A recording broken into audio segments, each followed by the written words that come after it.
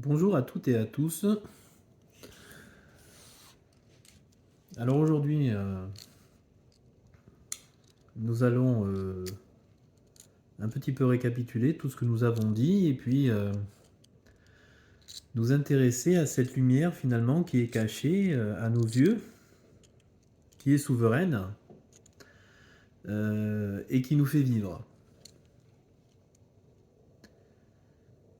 Cet esprit de lumière en nous qui coule, qui est conscience et qui nous amène à être les attributs de Dieu, à faire la lumière, à faire de bonnes œuvres, à bien se comporter dans ce que Dieu définit dans sa propre nature, ses propres attributs.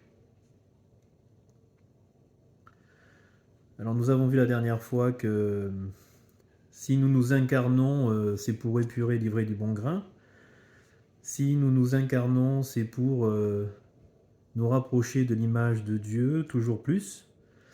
Si nous nous incarnons, c'est pour faire nos propres expériences, pour nous rapprocher finalement de tout ce qui nous manque en fait, pour incarner l'ensemble de toutes les étincelles de lumière que représente Dieu. Ce grand esprit de lumière qui est Dieu, cet Esprit Saint qui est Dieu.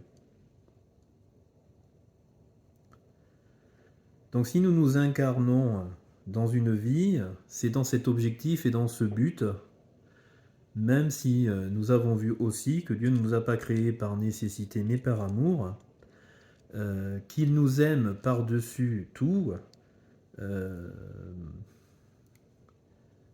et que c'est dans cet objectif d'amour qu'il veut nous faire revenir vers lui pour que l'on soit avec lui lorsque nous désincarnerons. Nous avons vu donc que nous venons nous bonifier pour nous rapprocher toujours plus du divin, pour être unis avec le divin, sur cette terre après l'éveil et après la mort physique, auprès de lui, nous-mêmes devenons esprit, et cet esprit, qui est notre essence profonde, intérieure, notre être intérieur, revient vers lui pour que nous soyons avec lui. Si nous nous incarnons et nous réincarnons, ce qui est une hypothèse plus que probable, étant donné que nous avons vu que rationnellement, il est très difficile, en une seule vie, de grandir dans tout ce que représente le divin, et qu'il est totalement possible que nous revenions, en fait, chercher toujours plus ce qui nous manque, car ce que nous avons acquis reste acquis, et ce qui nous manque, en fait, nous venons l'expérimenter sur Terre pour que nous puissions se l'approprier, se l'incarner, et en l'incarnant, l'accepter, et le conscientiser, c'est-à-dire en faire une véritable réalité pour nous. Nous avons vu, en fait, que nous sommes, dans l'être, que ce que nous avons vécu. Car nous avons démontré, dans d'autres vidéos, que ce que nous savons, nous ne l'incarnons pas toujours. Nous croyons des choses que nous ne sommes pas. Et l'illusion consiste à croire que cela suffit, à croire que savoir quelque chose nous permet de l'être. Et nous avons vu que c'était un grand trouble qui touchait toute notre société. On peut croire en une quantité d'informations, mais on peut aussi ne jamais les incarner. C'est le filtre, on va dire, principal, qui nous empêche de voir que nous ne sommes même pas ce que nous pensons ou ce que nous croyons. C'est ainsi que nous avons vu que nous pouvons croire que Dieu est esprit de lumière, que Dieu est esprit saint, que Dieu représente un certain nombre d'attributs dans la sainteté. Nous pouvons même les prêcher, nous pouvons même les dire, nous pouvons même en parler aux autres. Nous pouvons même parfois accuser les autres de ne pas l'être, faire culpabiliser les autres de ne pas l'être. Alors que nous-mêmes, nous ne voyons même pas que nous ne sommes même pas ce que nous prêchons, que nous ne sommes même pas ce que nous disons, que nous ne sommes même pas en ce que nous croyons. Or, le divin, lui, attend, vous attend, personnellement, nous attend tous, personnellement, et je m'y inclus, dans ce qu'il est, pour nous rapprocher de lui, pour être le plus possible à son image. J'ai envie de vous dire que, finalement, ce qu'il est s'adresse à nous-mêmes, et pas véritablement aux autres, dans le sens où c'est nous-mêmes qui pouvons agir pour nous-mêmes dans ce sens. Nous-mêmes qui pouvons changer, nous-mêmes qui pouvons travailler, nous-mêmes qui pouvons nous améliorer, nous-mêmes qui pouvons nous bonifier, nous-mêmes qui pouvons nous rapprocher du divin. Croire que c'est en disant aux autres ce qu'ils ont à faire que cela va nous rapprocher nous-mêmes du divin, c'est une illusion, c'est un mensonge.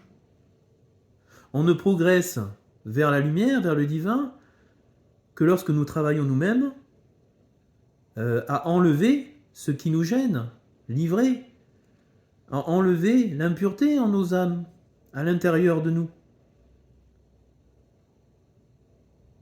J'ai envie de dire que la spiritualité est une affaire très paradoxalement personnelle. Elle nous concerne et notre relation que nous établissons avec le divin, elle est personnelle. Dans le sens où nous avons certaines portes ouvertes dans les ténèbres, nous l'avons vu très souvent conditionnée par la vie, par l'extérieur, par le monde extérieur.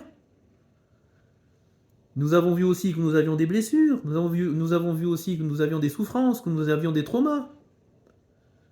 Nous avons vu aussi que nous avons des culpabilités, des complexes, des doutes, des peurs, des attachements, que parfois l'émotionnel nous empêchait de voir la réalité telle qu'elle est, que nos pensées animées par un filtre ne nous permettent parfois pas de choisir et de faire le bon choix qui ramène au divin, qui est la lumière.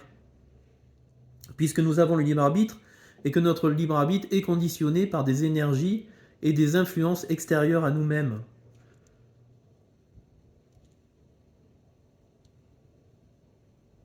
Alors oui, nous nous incarnons pour cela, nous nous réincarnons pour cela, pour venir chercher toujours plus, davantage, d'étincelles, nous compléter dans tout l'être de Dieu, dans tout l'être du divin, dans tout l'être de la lumière. Et ceci est notre être intérieur.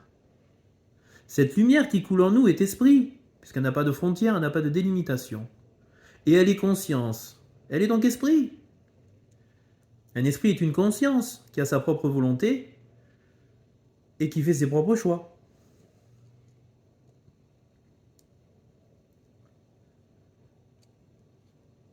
Et cette conscience, elle est animée, elle est de nature de tous les attributs du divin. Donc si la lumière coule en nous, alors elle va nous guider à être bien guidée dans le sens où elle va nous amener à tous les attributs du divin, à tous ses propres attributs, la lumière, de la lumière, à tous ses propres adjectifs. Nous allons donc être bien guidés. Plus nous avons de lumière, plus cette lumière qui est conscience, qui est une personne, qui est un esprit, en nous, le souffle de Dieu, diront certains, va nous guider à être lui. C'est donc l'esprit qui fait vivre. Va nous amener à être le divin. C'est l'esprit qui fait vivre. C'est la lumière qui fait vivre. C'est la lumière qui guide vers ce qu'il est. Si nous nous laissons guider et que nous ne faisons pas intervenir notre propre mental, nos propres pensées qui émergent de nous-mêmes, et ces pensées sont influençables par les énergies. Donc finalement, par l'ombre que nous portons, par l'ombre que nous portons tous, puisque nous sommes tous conditionnés et nous n'avons pas dans nos vies toujours été ce que le divin est. Nous nous sommes laissés séduire, nous nous sommes laissés tenter, nous avons utilisé le mensonge, nous avons utilisé la manipulation, tous, parfois même la perversion. Nous sommes très souvent victimes de l'ego et de l'orgueil, et malheureusement, nous voyons davantage pour nous-mêmes nos propres intérêts que nous nous soucions d'autrui. Et nous venons sur Terre pour corriger tout cela à travers une incarnation, 2 incarnations, 3 incarnations, c'est-à-dire par rapport le nombre d'incarnations par rapport à votre vitesse de compréhension, d'éveil, de récupération de ces étincelles de lumière, d'acceptation de cet enseignement du divin au présent auprès de nous, qui par la vie et les expériences et les rencontres nous amènent toujours davantage à être lui.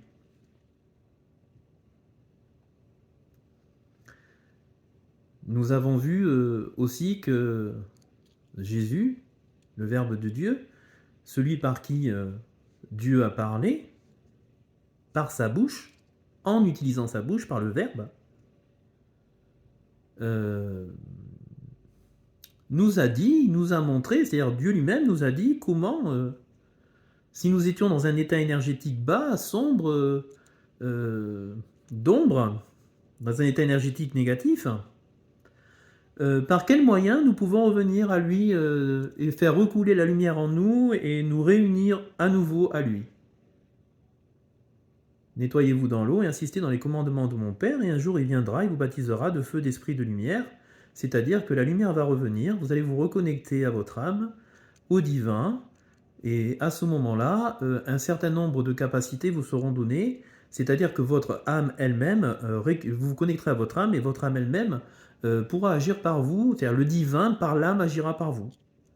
Donc nous avons vu que nous ne sommes en rien ceux qui agissons, mais nous nous laissons traverser par le divin, unis avec lui, après l'éveil, dans l'éveil, pour faire son œuvre, pour le représenter sur terre. Et nous avons vu aussi que nous étions ses mains sur terre à partir du moment où nous étions en union avec lui.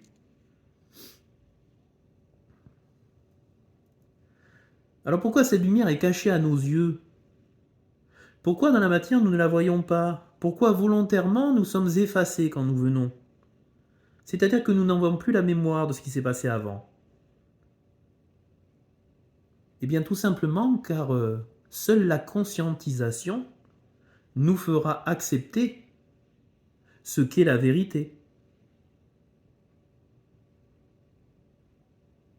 Si nous souffrons d'un acte que nous avons posé car il n'est pas en conformité avec les attributs de la lumière et que nous attirons l'ombre à nous, alors dans notre chair nous allons le vivre, nous allons l'expérimenter. Et en l'expérimentant, cela va devenir réel pour nous. Et c'est ainsi que nous allons accepter. Accepter d'être finalement celui qui a amené l'ombre à lui-même. Accepter que nous sommes donc responsables des énergies que nous faisons entrer en nous, que nous sommes responsables des énergies que nous créons en nous, à travers nos pensées, nos paroles, nos actes, nos émotions. Finalement, Dieu veut nous faire comprendre. Dieu veut que cela revienne à la conscience. Le divin veut nous enseigner pour que nous puissions l'accepter en tant que vérité, car si nous ne le vivons pas, nous ne l'acceptons pas. Cela n'est pas une vérité pour nous. Il faut le vivre pour l'accepter. Et il en va ainsi pour tous ces attributs et toutes les épreuves en correspondance pour nous faire gagner tous ces attributs. Nous devons vivre les choses par l'expérience pour accepter un certain nombre de vérités qui ne le sont pas, car nous sommes troublés par nos yeux et par le monde extérieur qui ne comporte pas que des valeurs de lumière, mais aussi des valeurs de ténèbres. Nous sommes donc illusionnés par ce monde, et le divin se sert de ce monde pour nous faire vivre des expériences. Le divin se sert de ce monde pour nous faire comprendre que nous attirons à nous des énergies, et le divin se sert de ce monde pour que nous en devenions conscients et que nous l'acceptions. Pourquoi cette lumière est cachée? Pour que nous en prenions conscience par nos expériences, que nous le déduisions nous-mêmes, que cela devienne une vérité pour nous. Et en devenant vérité pour nous, nous éviter, finalement, après avoir traversé une épreuve et l'avoir comprise, digérée et acceptée, nous éviter de ressombrer, nous éviter de recommettre la même erreur. C'est comme si nous étions enseignés et que nous avions un certain nombre de connaissances qui s'accumulaient au fur et à mesure que nous grandissons, que nous vivons, que nous vieillissons. Ne dit-on pas qu'à un certain âge, nous sommes plus sages, normalement, dans l'évolution normale des choses? Nous avons vécu un certain nombre d'expériences que les plus jeunes n'ont pas encore vécues. Donc la sagesse n'est que le fruit de cet enseignement divin. La sagesse étant finalement la capacité à avoir fermé certaines portes qui menaient aux ténèbres pour ne laisser ouvertes que les portes qui mènent à la lumière. Finalement, la sagesse étant notre accomplissement dans les attributs du divin, notre cheminement dans les attributs du divin.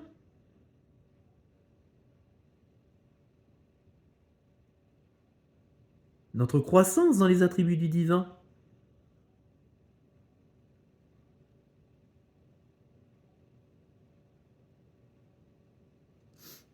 Donc Jésus est venu nous dire que le monde des énergies existait, nous dire que notre âme était emplie de lumière, nous dire ce qui faisait fuir cette lumière, ce qui enlevait cette lumière de nous, c'est-à-dire nous-mêmes, par nos comportements, nos pensées, nos paroles, nos actes.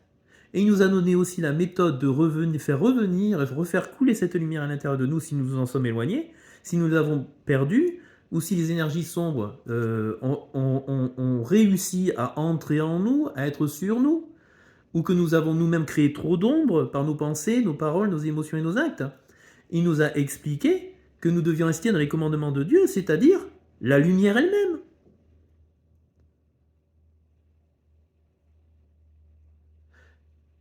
On pourrait dire que être la lumière fait couler la lumière en nous. Et que pour connaître cette lumière, il faut s'incarner pour reconstituer la vérité, et que cette lumière et ses attributs, en toute conscience, nous les acceptions comme vérité.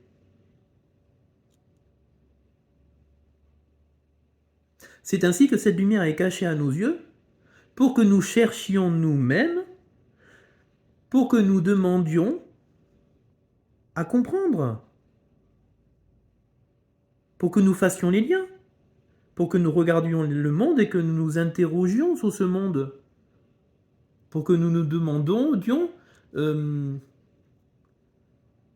qui nous sommes, d'où nous venons, où nous allons. Est-ce que je ne suis de rien? Est-ce que je ne vais dans rien? Ou est-ce que je suis issu de quelque chose et que mon incarnation a un but, un objectif?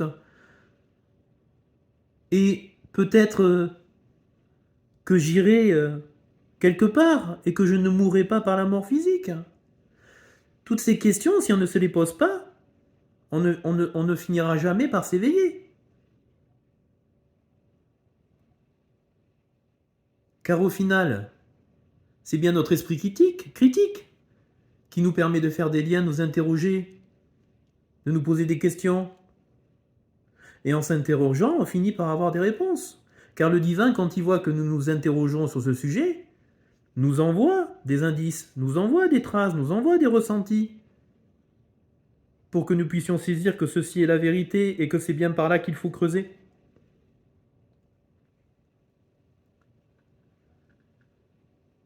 Donc cette lumière, elle est souveraine, puisque Dieu lui-même est souverain, le divin est souverain. Cet esprit de lumière qui est conscience est souveraine. Mais j'ai envie de m'attarder sur ce terme en fait, souverain. Si le divin est souverain et que nous devons aller vers lui et que nous devons être à son image, et que la lumière elle-même est souveraine, alors nous-mêmes devons grandir en souveraineté. Qu'est-ce qu'être souverain?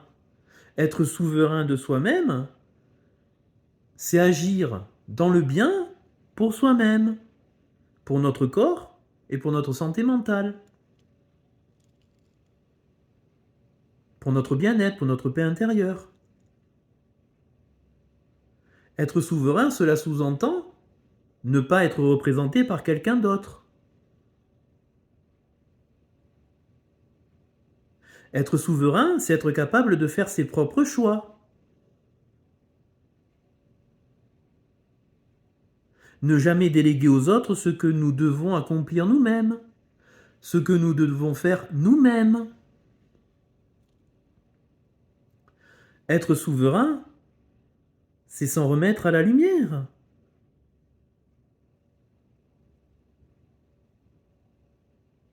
Mais pour être souverain, il est important d'avoir un esprit critique, c'est-à-dire de remettre en question, se remettre en question chaque jour, et toujours remettre en question ce qui nous est dit par autrui. Non pas que nous ne devons pas écouter autrui, bien sûr que nous devons écouter autrui et considérer autrui, dont il nous est dit qu'ils sont nos frères et sœurs à travers l'âme et l'esprit qu'ils portent eux aussi comme nous. Nous devons les écouter. Mais est-ce que nous devons tout accepter sans le vérifier? Est-ce que pour être souverain, nous devons tout accepter sans le vérifier? On ne peut pas tout accepter sans l'avoir contrôlé, vérifié par nous-mêmes, par la preuve et par l'objectivité. Sinon alors, nous acceptons tout un tas de renseignements qui nous sont dits chaque jour par diverses personnes, et nous en faisons des réalités pour nous-mêmes, sans même savoir si c'est la vérité, sans même savoir s'il y a la preuve possible. Pour être souverain, il faut donc remettre en question, récupérer ce qui nous est dit, et tant que nous ne l'avons pas vérifié dans la preuve, dans le réel, alors ne pas l'accepter comme vrai. Sinon, nous créons un monde dans lequel il n'est plus question de réalité telle qu'elle est, mais il est question de réalité selon les différents filtres que portent les différents intervenants qui nous ont parlé. Nous vivons alors non plus dans un monde réel, mais dans un monde virtuel et imaginaire, car nous croyons ce que les autres croient sans jamais avoir vérifié qu'il s'agit de la vérité. Et tout cela nous amène à un certain nombre de dérives où quelqu'un parle et au bout de la chaîne, l'information est complètement transformée. Mais si vous acceptez cette information complètement transformée, alors vous ne vivez plus dans la réalité et vous êtes emporté dans un monde qui ne ressemble plus à rien sauf à de l'imaginaire. Et j'ai envie de vous dire, tout ce qui est de l'imaginaire et du virtuel, au final, s'il n'est pas réel tel que Dieu l'a créé devant vos yeux, et que vous ne l'avez pas prouvé par la preuve dans le monde réel, dans le monde matériel, et que vous n'êtes pas certain de ce que vous avancez, alors nous vivons dans un monde qui n'est plus de lumière, mais un monde qui est transformé par les ténèbres. Vous croyez à des choses qui ne sont pas réelles. D'où l'importance de remettre en question, d'où l'importance d'avoir un esprit critique, d'où l'importance de prouver toujours ce que les autres ont dit pour pouvoir l'accepter pour vous-même en tant que vérité. Cette lumière est souveraine, car le divin est souverain, mais quelqu'un de souverain est responsable. Ce qui signifie que pour reconstituer toute notre lumière, il va falloir grandir dans cette responsabilité individuelle. C'est-à-dire être capable de s'assumer, être capable d'être son propre pilier. C'est-à-dire de produire le nécessaire pour nous-mêmes. Le divin nous envoie l'énergie à travers nous, et cette énergie doit être transformée par nous pour produire dans la matière. Comment voulez-vous être généreux avec autrui si vous-même vous n'avez rien? Il va donc falloir être responsable, vaillant, fort, courageux, travailler pour transformer l'énergie de lumière que Dieu nous donne en réalité dans la matière, en objet, en argent, en matière, pour pouvoir être généreux et partager avec autrui. Voilà ce qu'est cette lumière, voilà ce qu'est le divin. Le divin donne tout. Il ne prend rien. Mais pour pouvoir donner, il faut qu'il ait. S'il n'a pas, il ne donnera pas. Et il est idem pour nous. Si nous voulons être à l'image de la lumière et nous remplir et compléter notre âme de toutes les étincelles du divin, il faudra qu'on apprenne à être autonome, responsable et souverain. Car ce sont des qualités intrinsèques à la lumière, à Dieu, au divin.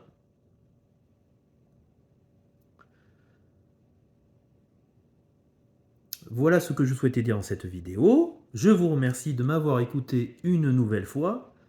J'espère que vous aurez porté de l'intérêt à ce qui a été dit. Je vous laisse commenter toujours dans la bienveillance. Et si vous avez aimé, apportez de la visibilité à ma chaîne en likant, vous abonnant. Et dans le descriptif, vous verrez que j'organise des visioconférences le mercredi et le samedi sur le thème de la spiritualité, où on développe tous les thèmes que j'ai abordés et d'autres. Et où aussi on s'intéresse à vos cas, dans l'échange, le partage, dans la bienveillance, pour s'aider mutuellement à grandir finalement dans nos stades d'évolution respectifs, pour grandir toujours plus vers le divin et la lumière. Je vous dis à bientôt pour une prochaine vidéo.